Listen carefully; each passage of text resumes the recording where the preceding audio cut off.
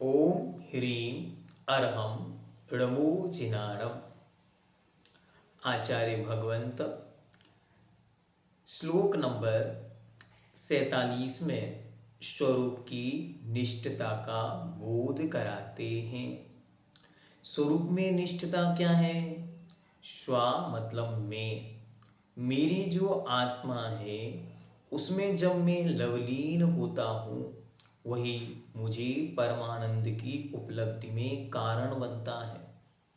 और जब वह आनंद उत्पन्न होता है तो वह आनंद करता क्या है, मतलब किस लिए उस आनंद की उपलब्धि की जाए। तो आचार्य भगवान श्लोक नंबर 48 में उस परमानंद का कार्य क्या है, उस परमानंद से होता क्या है, इसे बतलाते हैं। आनंदो निर्दहत्युद्धम कर्मेंधन मनारतम नाचासौ खिद्यते योगी बहिर्दुःखेष्व चेतनः। आनंदो निर्दहत्युद्यम कर्मेन्धनमनारतं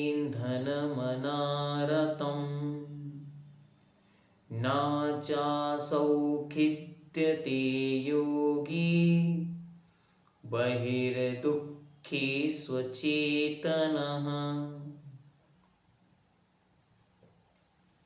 आनंद, कौन सा आनंद?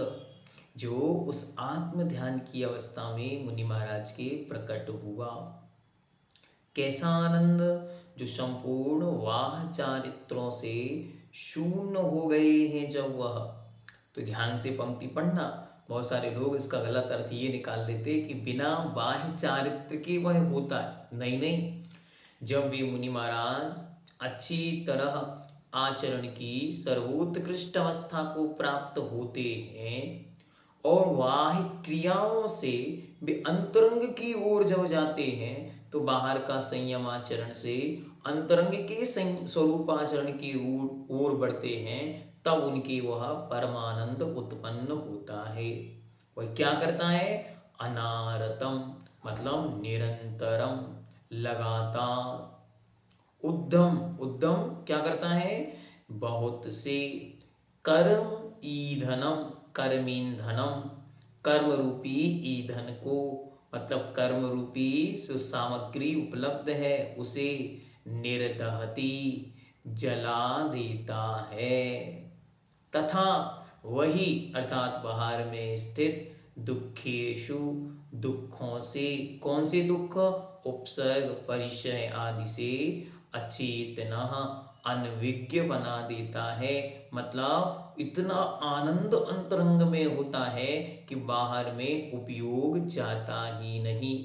बाहर में होने वाली स्थितियां उन्हें कष्ट नहीं पहुंचाती, बाहर में होने वाली परिस्थितियों से वे घबराते नहीं। उन्हें ऐसा परमानंद उपलब्ध हुआ है जैसा पूर्व में कभी नहीं हुआ।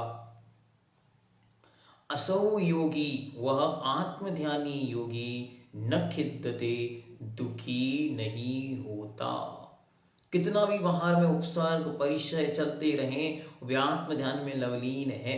बार बार कभी कभी मंदिर में जाओ और उन चित्रों को देखो, श्यालिनी खा रही है, शेरनी खा रही है, सिगड़ी जल रही है, शरीर पे लोहे के गरम गरम आभूषण पहनाए जा रहे हैं, कहीं घानी में पेला जा रहा है, कहीं अन्न अन्न पशुओं के द्वारा उपसर्ग किया जा रहा है, कहीं प्रकृतिकृत उपसर्ग है, कहीं देवकृत, मनुष्यकृत, त्रियंचकृत आदि आदि उपसर्गों को वे मुनि प्रसन्न मुद्रा में सहन कर रहे हैं। ये कौन सी प्रसन्नता है?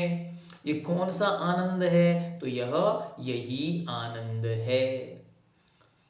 आत्मा का उपयोग जिस ओर लग जाता है उस विषय का अनुभव आत्मा को हुआ करता है। जब आत्मा बहुत सारी बाहर सामग्रियों में घूमता है तब तक उसे बाहर में बहुत अच्छा लगता है।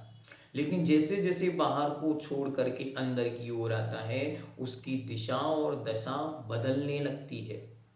आप अच्छी तरह देखें, आप सामने बैठकर मोबाइल में कोई चीज़ बहुत ध्यान से देख रहे हैं, उसी समय यदि कोई उपस्थित होकर आपसे कोई बात कहता है और वो कहे सामान्य से और चला जाए, फिर 15 मिनट बाद, आधा घंटे बाद लौट कर आया, आपसे पूछता है क्यों, मैंने उस कार्य के लिए कहा था, उसका क्या हुआ? आप कहते हो कौन सा कार्य, कब कहा था, मुझे कुछ नहीं पता। अरे यहीं बैठे थे, दिन भर मोबाइल में ध्यान रहता है। अच्छा, सामने बैठा हुआ व्यक्ति मोबाइल में उपयोग होने से आपकी बात को सुन नहीं सकता, या आप सामने वाले की बात को सुन नहीं पा रहे। ऐसे ही हे दिव्य चेतना, भगवान पूज्यपाद देव कह रहे हैं, जब आत्मा में उपयोग चला जाता है, परमानंद की अनुभूति झलकने लगती है, तब वाह में होने वाले दुख, परिसह, संकट, तकलीफें, बाधाएं, सबसे वह अचेतना, अर्थात वह अनविज्ञ हो जाता है। मुनि जब बाहिरी उपयोग को छोड़कर अपने शुद्ध स्वरूप के चिंतन में लीन हो जाते हैं, उस समय यदि किसी परिसह से या किसी उपसर्ग से उनके शरीर को थोड़ा या बहुत कष्ट भी हो, तो उस आत्मध्यानी मुनि को उसका भान नहीं होता। वह तो उस समय अपने आत्मरस का आनंद लेने में निमग्न रहते हैं।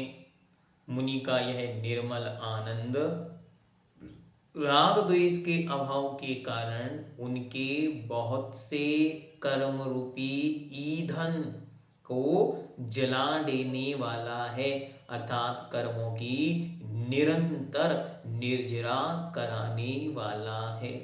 इस परमानंद के बल से राग द्वेष की शून्यता होती है, बाह्य स्थितियों से अनविज्ञता होती है, और कर्म की निर्जरा निरंतर होती चली जाती है। और इसी के बल पर वे निर्ग्रंथ परम दिगंबर योगी केवल ज्ञान जैसी महान विभूति को प्राप्त करके इस संसार समुद्र से पार होने का जो एक अंतिम टिकट है, उसका नाम केवल ज्ञान है।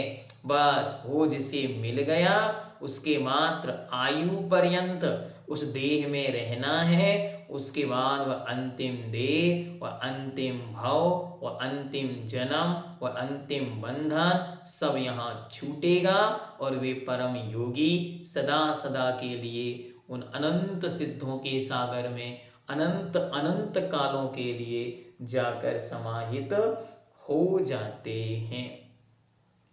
जैनम जयतु शासनम।